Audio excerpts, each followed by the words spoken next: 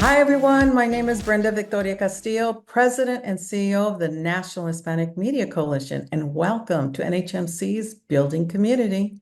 Today's episode is NHMC's first ever Indigenous food panel. I'm an Indigenous Latina, born and raised in Boyle Heights. I spent my summers in El Paso and Chihuahua Juarez, where my mother is from, who is Tepehuan, and my father, who is from Belen and Ysleta Pueblo in New Mexico. I have so many wonderful memories around food, growing food from the land like nopales, blue corn, and making atole and drinking that in the mornings con mi abuelita, baking bread in the outdoor adobe oven, using foods and herbs for medicinal purposes, and the respect for the land. That's what I was taught, the respect for the basics of corn, beans, and squash. In fact, when my abuelita came to the United States, she opened up a restaurant on Whittier Boulevard in East Los Angeles, where she shared these very special recipes. I will actually share a personal story with all of you. My parents met at my abuelita's restaurant. So food brings people together. My parents fell in love and married. So in reality, if it wasn't for food, I wouldn't be here in front of you speaking to you all. Mexican cuisine is one of the most popular foods around the world. Who doesn't like Mexican food?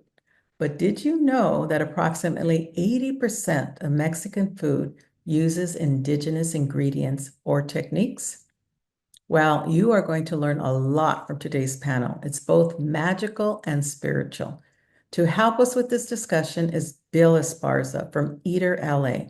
Bill is the recent winner of a James Beard Award for his coverage of the LA taco scene in Los Angeles Magazine. Bill, it is such a pleasure to have you with us today. Take it away. Well, welcome to our panel today on Indigenous cuisine. And I'm Bill Esparza, and I'm happy today to be joined by three incredible chefs and cooks and educators.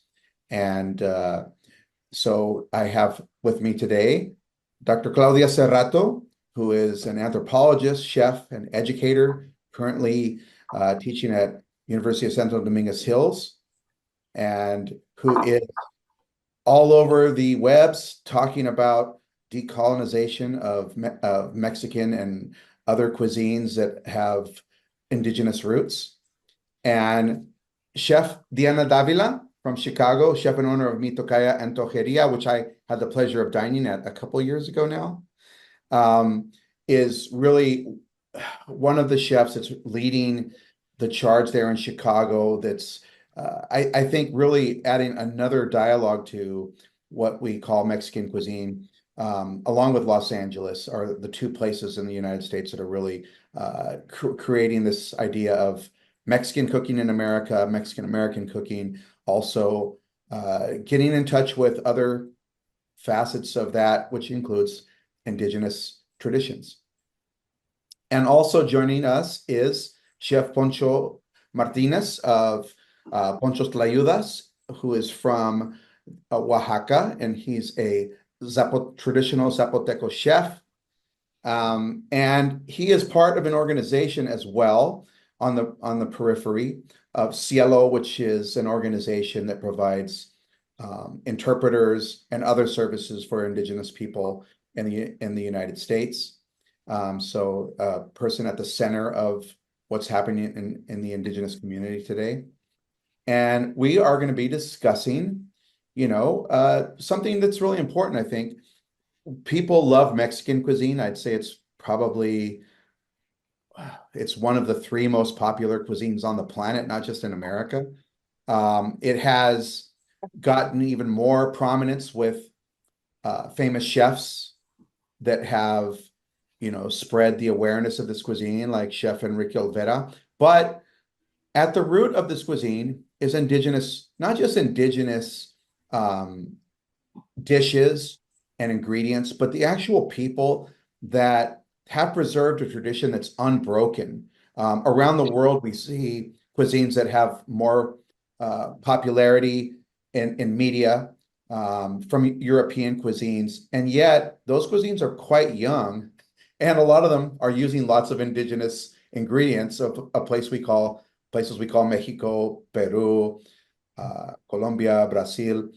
Uh, and yet, in the Mexican communities, you have cuisines that have been going on for who knows how long, thousands of years, cooking the same way, using the same ingredients, same dishes, with a little bit of adaptations here and there that have really come, I'd say, more in the 20th century.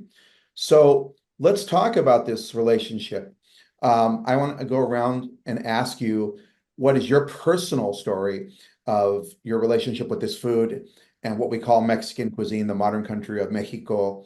And has this always been your journey, or is this something that at what point did it become very important to you? I know for me it was the death of my father and getting in touch with my family in Aguascalientes, and that's when I started to really cover this cuisine more thoroughly and more thoughtfully. So I'm going to start with Dr. Serrato, and if you could just share with the audience here, your personal relationship with food and Mexican food, and how that journey has been for you. Yeah, no, thank you. I really love this question because it allows me the opportunity to really speak about like my upbringing. I too was born and raised in East Los Angeles, first generation here. My family does come from Michoacán, San Luis Potosí, and Zacatecas. And I didn't know any other world that existed outside of East LA, aside from like Mexicali. And to me, it was an extension of Mexico. I was luckily blessed to have my grandparents. I also had my great grandparents around, and I spent a lot of time with them. So as a youth, we ate a lot of cactus. We ate, a lot of tortilla, a lot of frijol. We still used a lot of barro. Everything was done on a comal. We had a lot of outdoor fires. My father would take me out to like Malibu to go forage and gather abalone. And so I had this experience with food, and for me, I already had this understanding that food was an extension of my identity. Like to me, that was solid. Like there was no Mexican outside of me if I wasn't consuming the food. And and my mother would also integrate like the technologies. I was the one encargada of, using the molcajete, from 6, 7 years old. And I thought that was part of everybody's home. I didn't know that it wasn't. And then too, my abuela who lived in Mexicali, I spent a lot of time there with her. And she was pretty much food sovereign. I mean, she had chicken, she had the pig, she had, the vegetables, she had the jardín. We would climb trees to gather figs. And so every day food was fresh. Every day, food was predominantly plant-based. And as I, grew up, as I became a teen, I began to realize that there was differences in the way I was eating and the way my peers were eating, those that were like second, third generation. And it's interesting because it was when I got into the university that I began to really rethink my food in a more like decolonial context. And that's because my grandfather had particular food related diseases. He had heart disease, he had cardiovascular, he was diabetic. And I had asked him what life was like for him growing up in the rancho in Zacatecas, specifically Chalchihuites. And he said to me, mija, like everything was pasada de planta. We ate nopales every day. Like we had, salsa, tortillas. Like it was very clean. But here in los Estados Unidos, we began to integrate these other foods. And for him, it was a sense of pride, but it also began to deteriorate his health. And I remember thinking to myself, you know what? I don't want that to happen to me. And what is it of quote unquote Mexican food that's causing this? And it was interesting because I came across Sherry Moraga's an essay that she wrote. It's called Queer Aslan, and she talks about how Aslan is no longer a mythological homeland, but it's indeed flesh, skin, and bones, which is under imperialist patriarchy, capitalist like occupation. And I remember thinking to myself, like, how is my body occupied? And what do I need to do to deoccupy it? And, for me, it was that particular moment that I realized my mouth was the last colonial frontier. It was a way that I was being colonized, in terms of like my internal body. And I began to look at the roots of Mexican cuisine. I began to understand um, the indigenous body, the European body, and what were the logics behind the change of cuisine. I kind of talk to my students about this as culinary mestizaje, and what happened and why. And so once I became aware of that and understood that some ingredients like chicken, beef, pork, wheat, sugar, and all those foods were introduced as a result of colonialism. I like took it upon myself to decolonize my diet by re-indigenizing it, right? So by centering those foods of my ancestors, by centering the foods that my abuela ate from Michoacan, that my, great grandma ate from Zacatecas and San Luis Potosí, and eventually that just became something that I was able to really hone in. And luckily for me, I was able to really build a strong network with other Native chefs here in the US that were part of the Native American Culinary Association, like Chef Sean Sherman, like Chef Nephi Craig. And they became my mentors, and I began to cook alongside them. And so they brought, their quelites, and I brought mine. They brought, their sazon, and I brought mine. And it was just this beautiful reunion of indigenous foods. And so since then, I've been able to really rethink my recipes, rethink my intentions, rethink my landscape, so that I can continue to really, integrate and strengthen indigenous food systems. So that way, right, we can, pass it down to the generations to come and continue to hold that strong because it does represent who we are as indigenous peoples of the Americas. Yeah, I really like what you pointed out, something that I people don't realize is this idea that yes, the invasion of what the countries we call Mexico, the countries of Central America, South America, that it's not like they set up foster farms when they arrived, that it took a long time for that system to reach. And even indigenous communities today don't have schools, they don't have hospitals, and they don't have supermarkets near them. So this, even in Mexicali, you're telling me, decades Yeah. ago, not too long ago, people were still eating more plant-based food on a regular basis because it's really an industrial 20th century phenomena that this chicken and pork and beef are widely available to everyone. And people need to, I think, remember that this cuisine lasted even after the Spanish arrived, that people were still cooking and eating vegetables, and they were eating local animals on a limited basis. There wasn't this modern farming system. Yes. I love that story. And I love that everyone on the panel today has a different, Mhm. very unique journey here. So I'm going to go to Chef Diana, and I'm going to ask you the same question about your relationship with food and Mexican cuisine and how that's evolved in your story as a child and up to today as a top chef in the United States. Yes, thank you. That was really beautiful, Claudia. Thanks for sharing.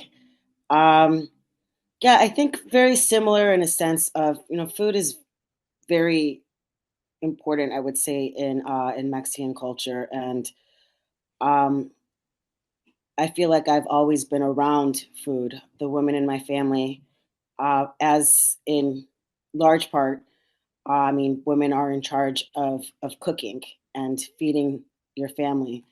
And sometimes people don't enjoy it, right?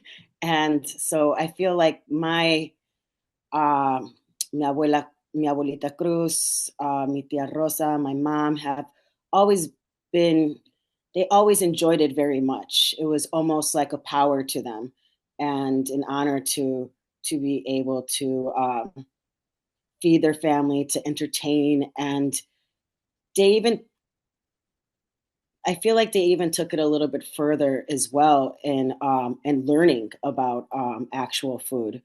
So I feel like I had this really education of food without even knowing it at a very young age. Um, my I spent almost all my summers in San Luis Potosi, in the historic center, which has always been really amazing. I mean, walking, there's mercados everywhere, and so like I feel like just in the morning going to the market with mi abuelita Cruz, like saying hi to all the windows are open, people are they're cleaning the street. Um, Everybody's saying their hellos. It's an act just upon itself of like going and getting what you're going to need for the day. Which I also, I mean, I reflect on these things all the time about like you really do make the meal for the day.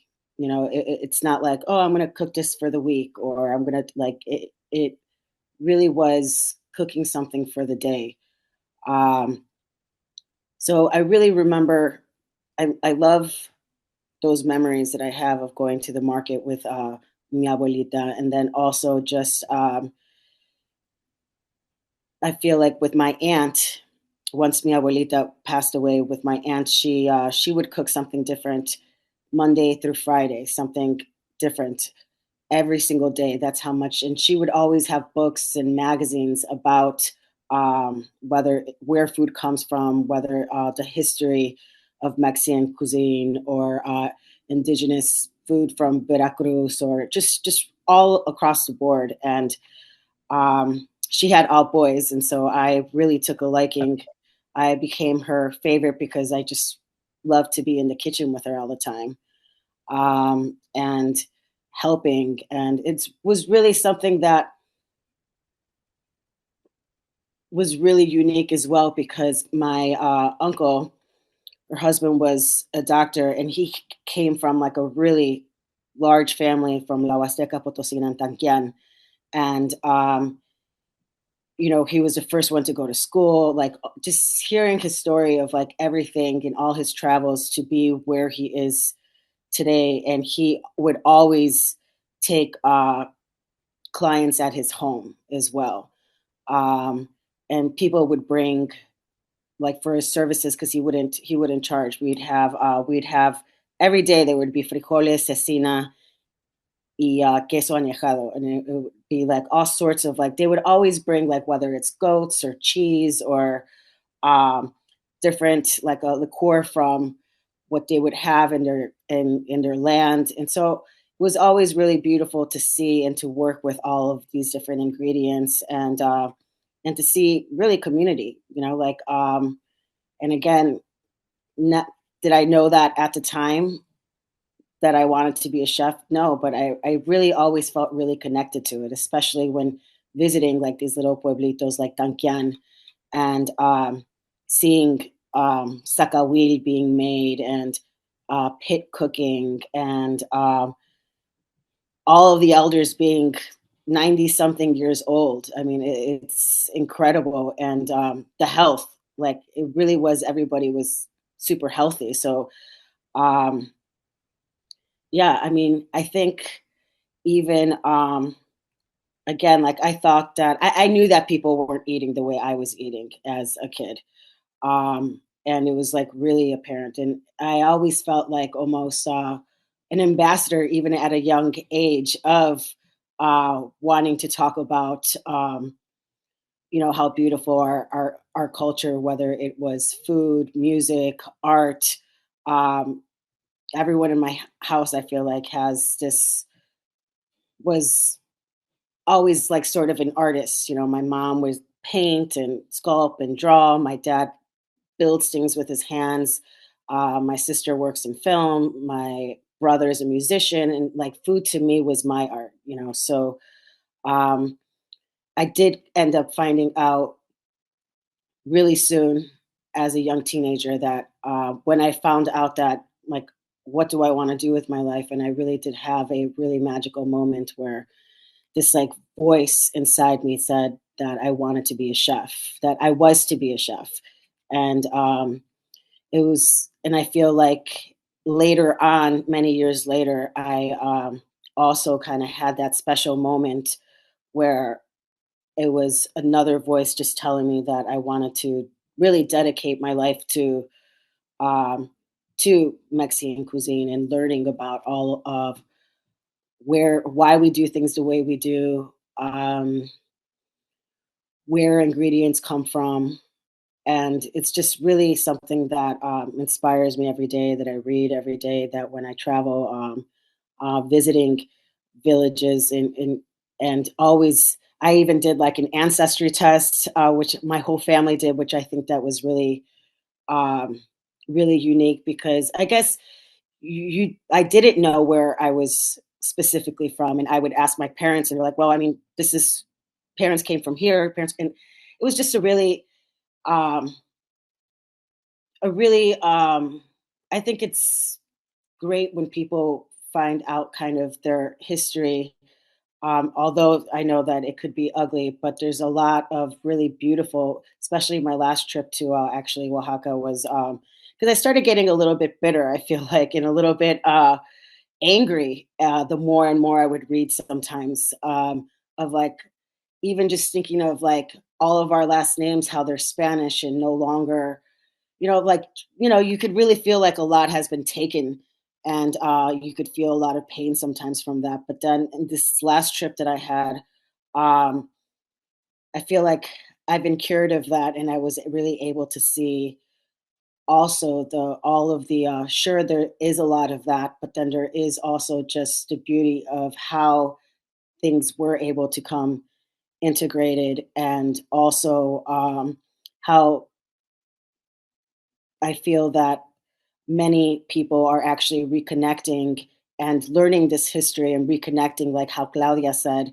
and wanting to not only know more but also reconnect to sort of yeah, I feel like it's almost like an avatar thing when you like how like they would connect themselves to like nature and so to me it's like an ongoing thing and ongoing sort of love and respect and wanting to um, do it justice and share it with everybody. And I feel like that's really what we do at Mi Tocaya, what I want to do and continue to do.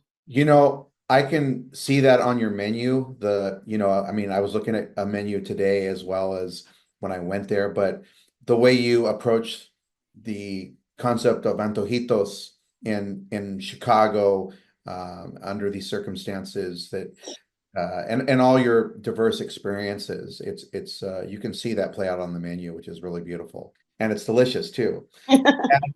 And I like what you're saying about, because I think this is something that I too think is important, that we confront the real history. This kind of, I would say, silly is one way to put it, is this idea that, oh, the indigenous people adopted chicken, they adopted these. They didn't adopt anything. They were, forced at gunpoint, um, and brutally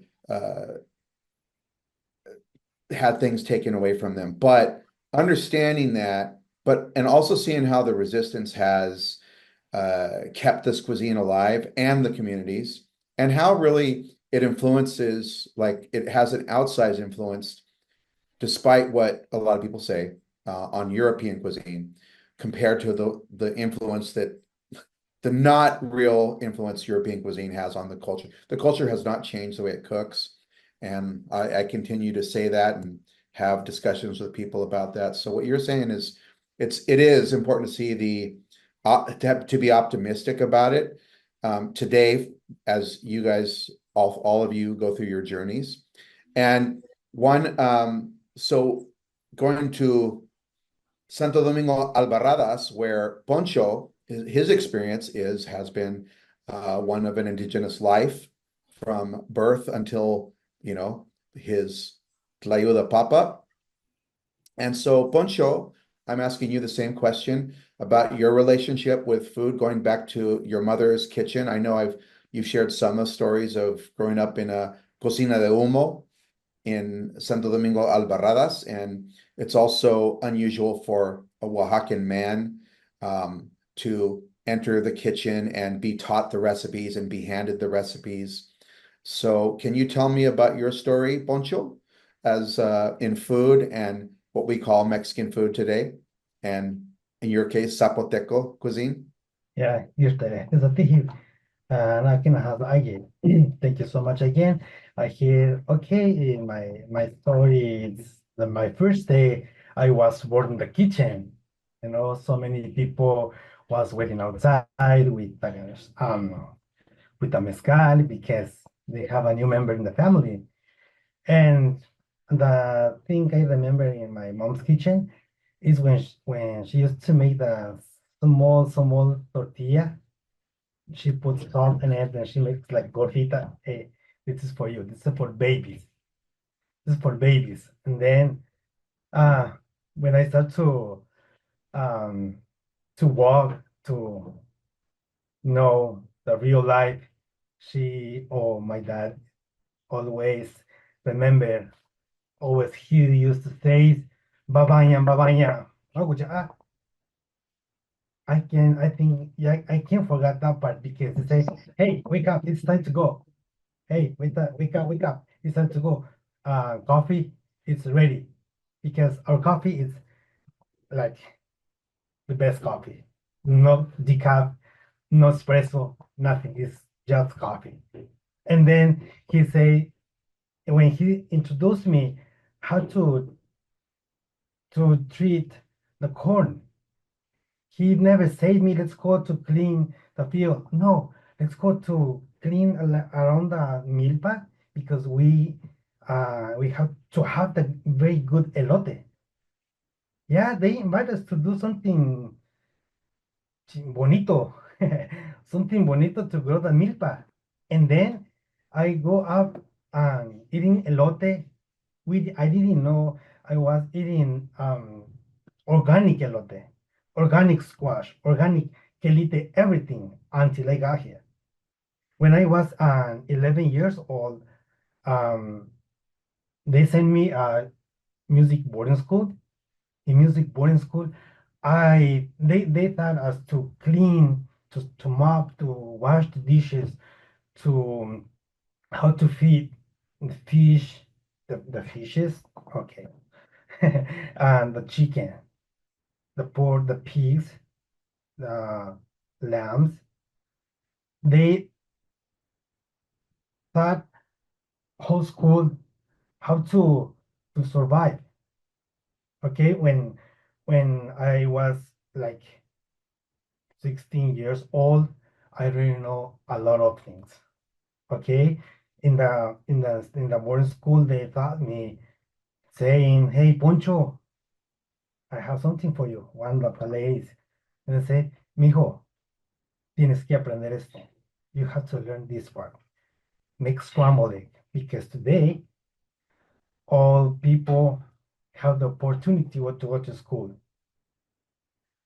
In the future, maybe um, maybe you're gonna be the people who's gonna run the kitchen in your house." I say, wow, okay, I'm gonna learn to make scrambled egg then. I'm gonna start to make more like helping to cut onion, to clean tomatoes, to cut everything in the kitchen. And then I didn't know she was preparing me to have a good life. I say I have a good life. Okay. And then I learned a lot of kind of food they make in the school. It was in the Mije region in Oaxaca. And then when I back home, I say my mom, she used the same ingredients doing different dish. Okay. Um, and then when after 4 years in the boarding school, I start to be like professional musician. Like a musician, I went to different regions in Oaxaca.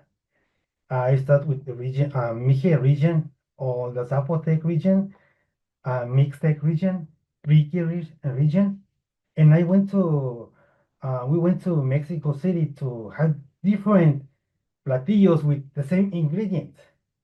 They invite us to go to um, Estado de Morelos with same ingredients, different plates.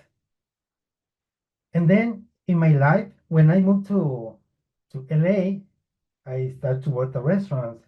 It's the same ingredient with different plate.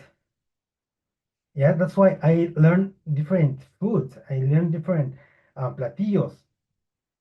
And then after like 15 years, I still thinking our kitchen is the best kitchen.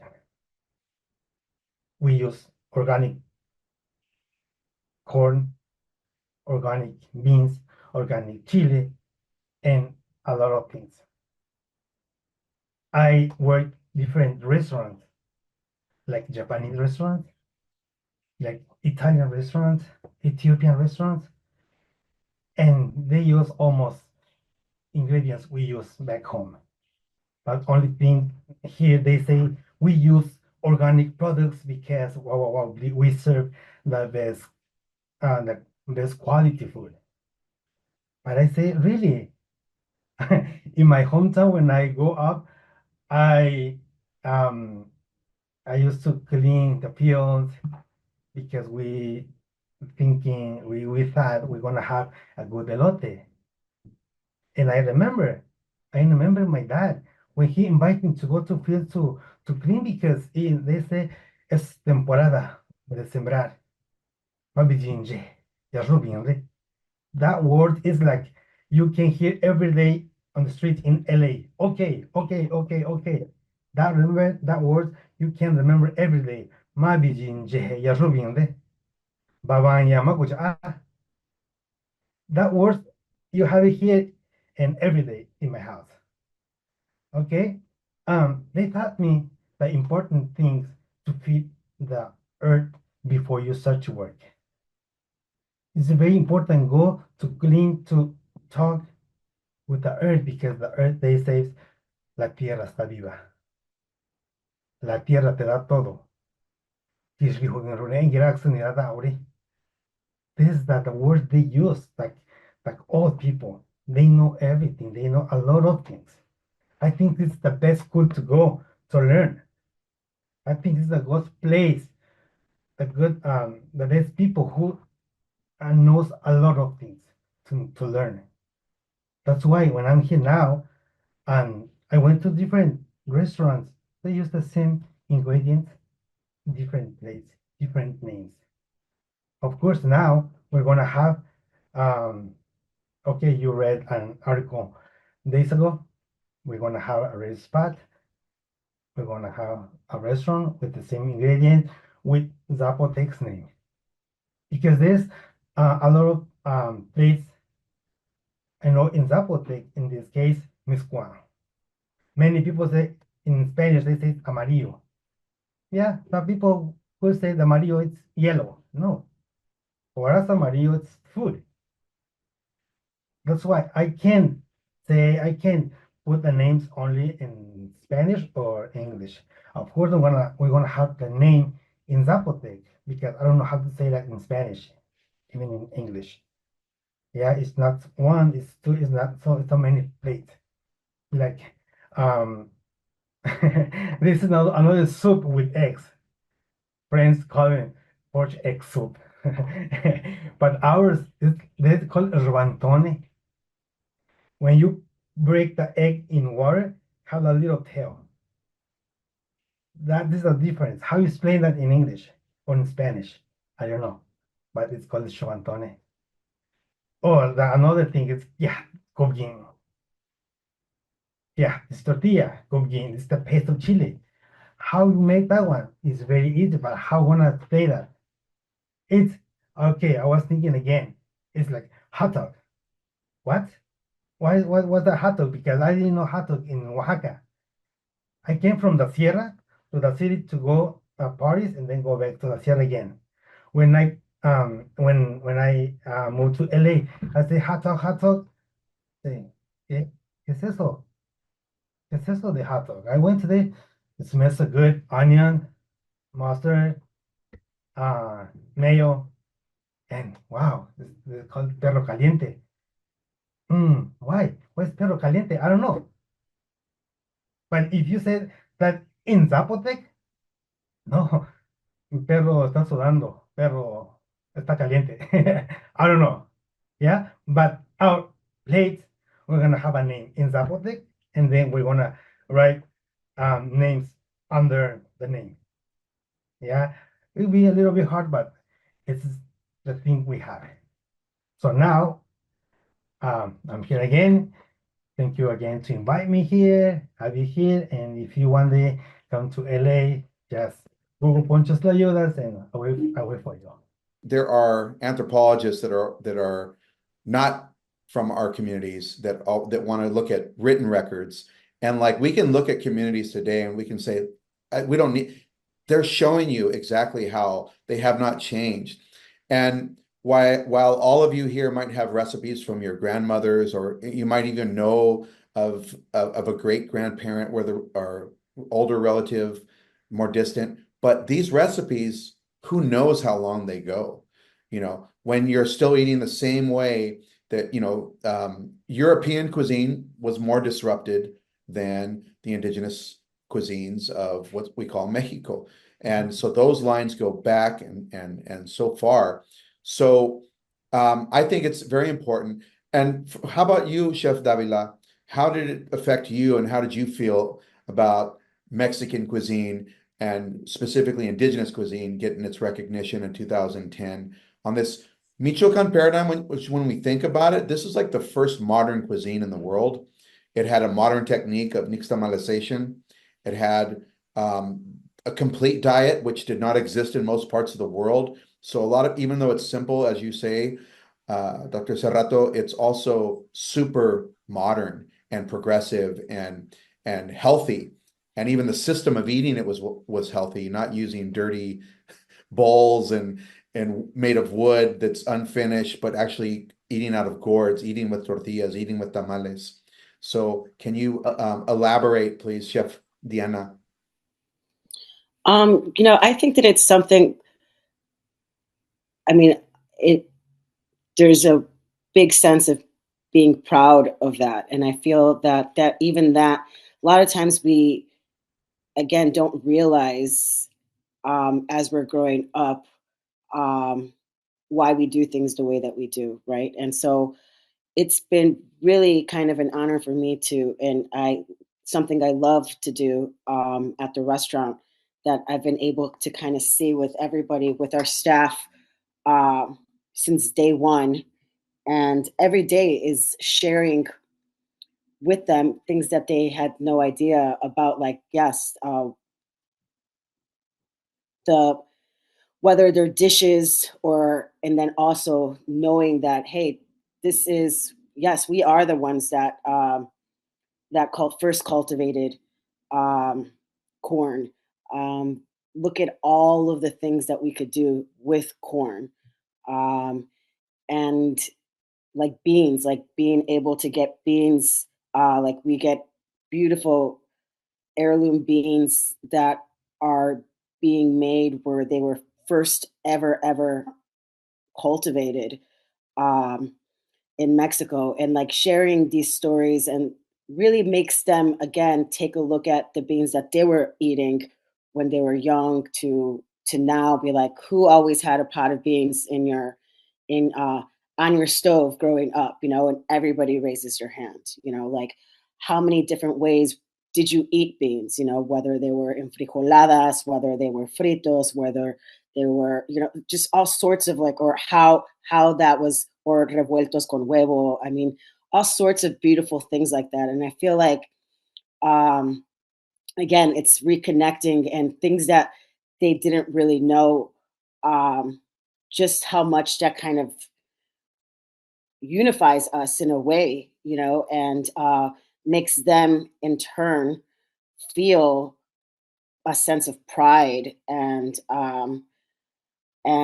just how rich our history is. And also, again, like safeguarding that and knowing that now they are going to, like, when next time that they're enjoying their meal, like I've had people tell me that like I went home and kissed my mother, and thanked her for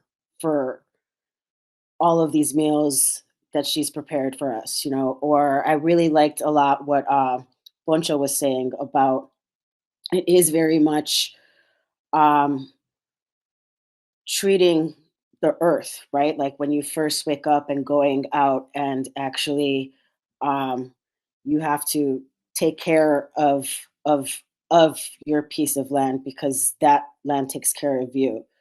And I think that having that sense, like sharing that sense to everyone, whether it's their cultural background or not, I think is really powerful. And so I think again, it's like this sense of pride and honor. And I want to continue to sort of not only learn, but then also spread that because I think that it makes people um, just feel more powerful and more confident in themselves, knowing that kind of that history of themselves. You know, I think that it makes people feel a lot more whole.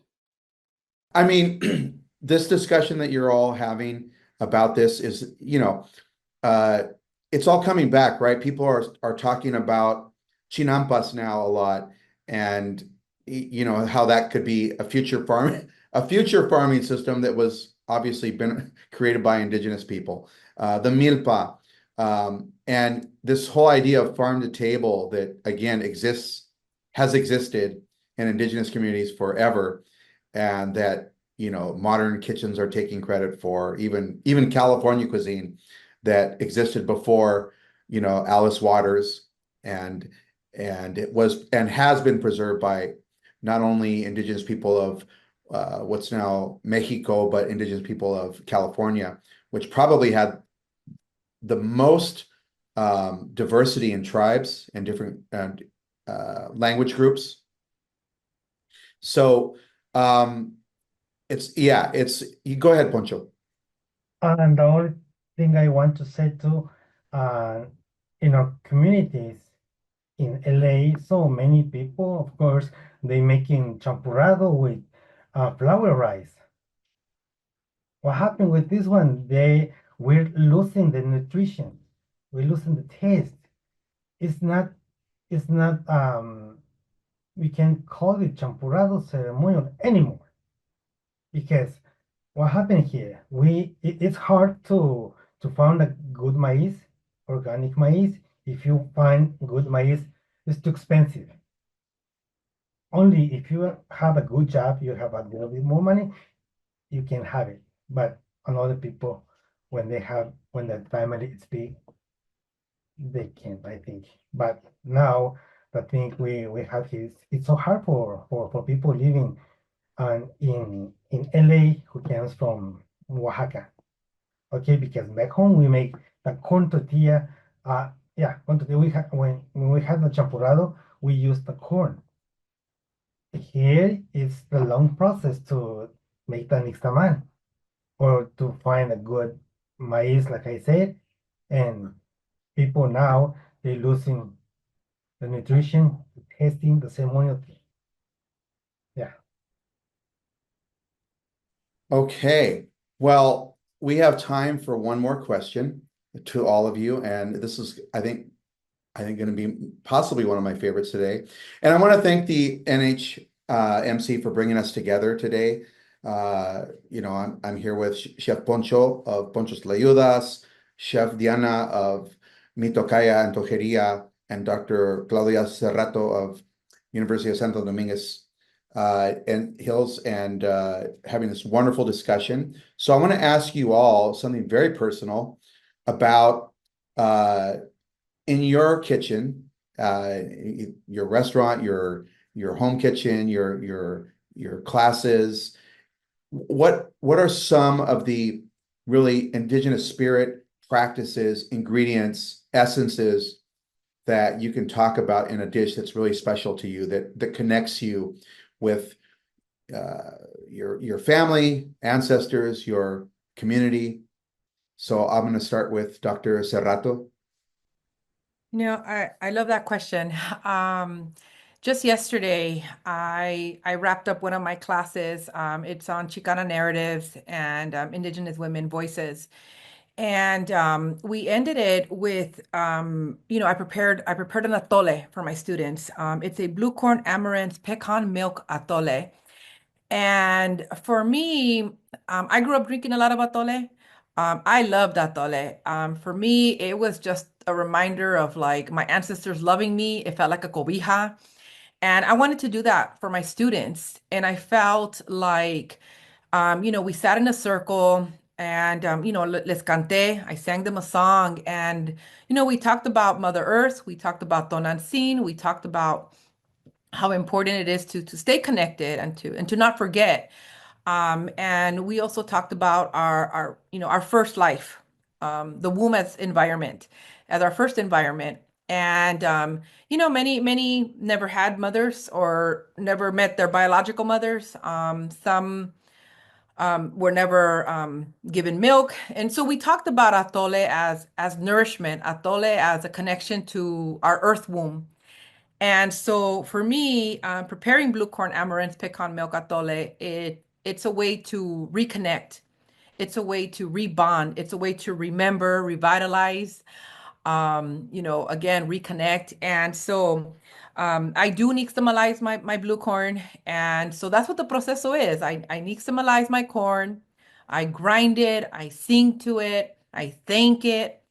I'm just so humbled by the resilience of elote and what it's gone through to still be here.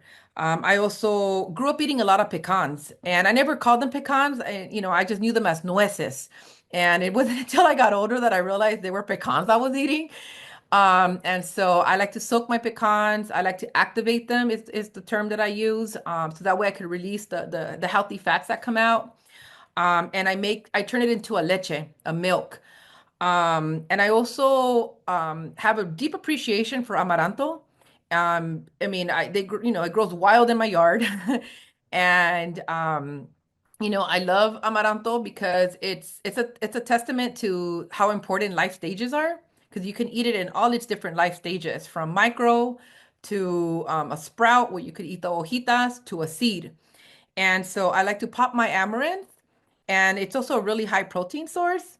And so for me, I like to create a blend of the blue corn, nixtamal corn, with the popped amaranto, my pecan milk, and then I sweeten it with just some hint of agave.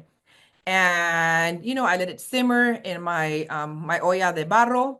I use my molenillo, so it's again my way of really creating this. What I like to think of it as a cosmological experience, because I'm thinking about those elementals, right? I'm thinking about the seasonality. I'm thinking about my connection to La Madre Tierra, and so it's something that I've been really fortunate. And of course, I have the privilege because I do have a cocina. I do have a stove. I do have the resources to create this. Um, and I love to share it because I feel like it creates a different kind of bonding. It reminds us of who we are. I've also had students share with me just yesterday, I've never had atole. And a few of them started crying because they said but they have. They're like, but why do I feel like I've had this before? And so my response was, because you have. And so it just got real emotional. But that's one of my favorite. It could be considered a comida, it could be considered a beverage, but it's something that I really love to prepare during this time. During the cold season, I feel like it's just something really warming. It's something that hugs us. It's an ancestral embrace. And so yeah, it's my blue corn amaranth pecan milk atole. That's such a perfect dish to share because that is one of the dishes, atoles, and as you said, there are savory atoles that were meals. The one that mo people are most familiar with is the drink, but it's really telling that when you bring somebody who's not Latino to the tamal stand that they don't want the atole because it really belongs to us, and it belongs to that culture and that tradition. Mhm. And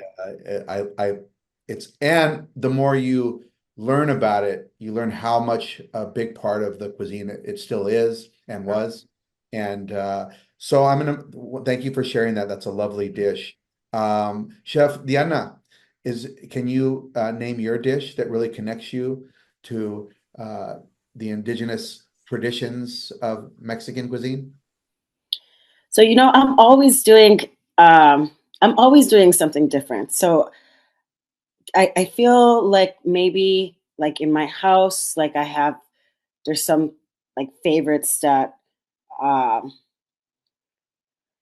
maybe there's like favorites that my kids or my husband would have and be like where los voy a complacer su antojo.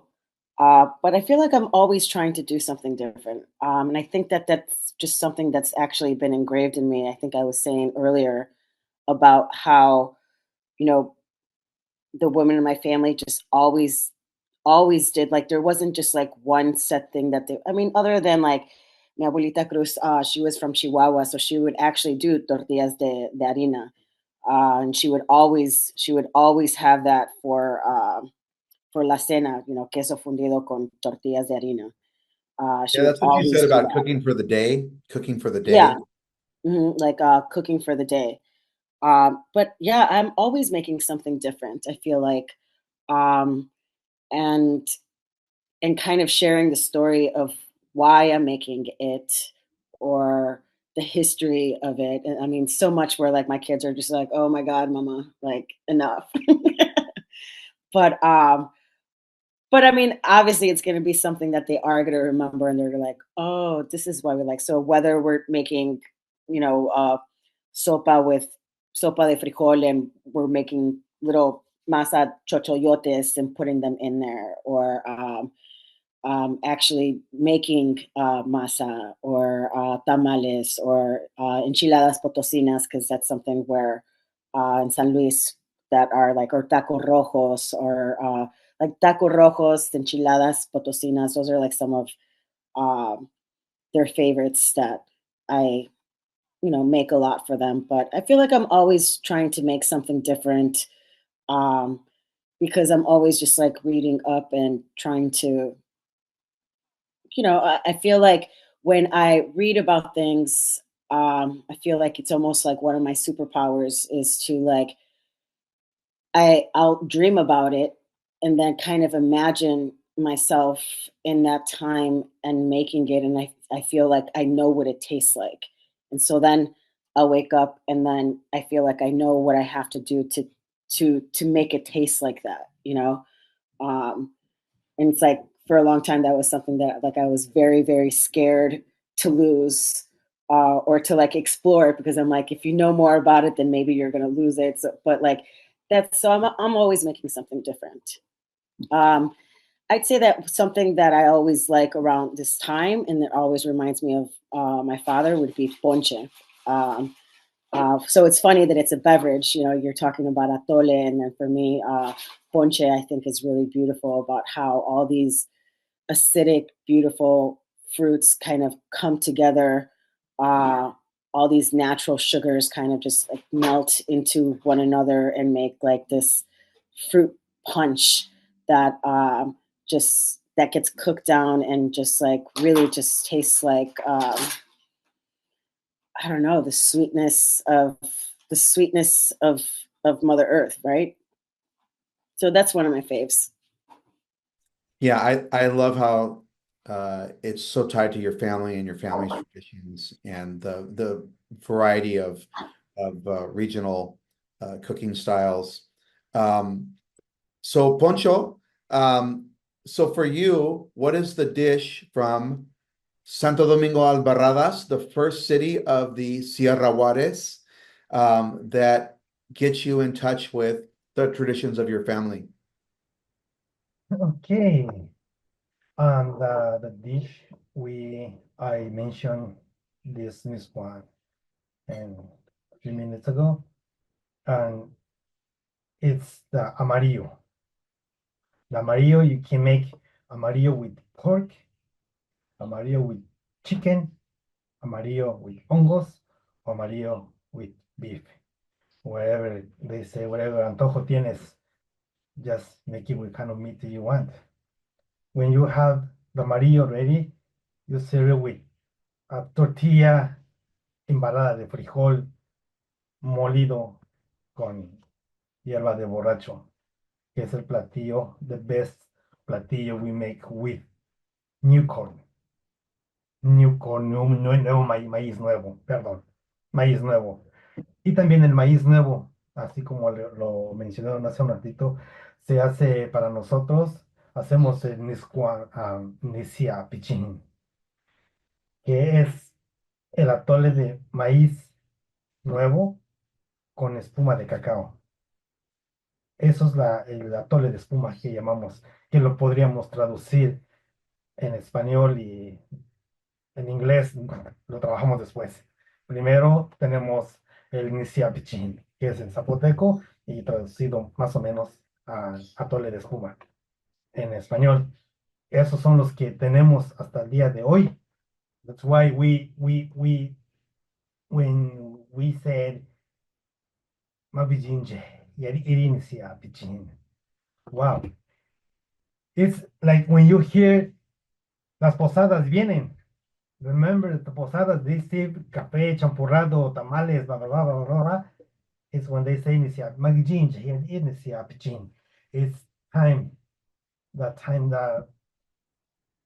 temporada de un atole con espuma se acerca. We ate it with tamales. In the pueblo, we had bread like recently, in the tamal with amarillo. Empanadas de amarillo. Y muchas cosas más con el amarillo. That's amarillo. We have it like the blood in my veins here. It's the amarillo. If I make amarillo here, if you not tried our amarillo and you have chance one day go to Oaxaca to my pueblo, it's the same amarillo. All the times I would like to say I didn't invent this amarillo. I'm just continuing with amarillo we make at home. I still have it here.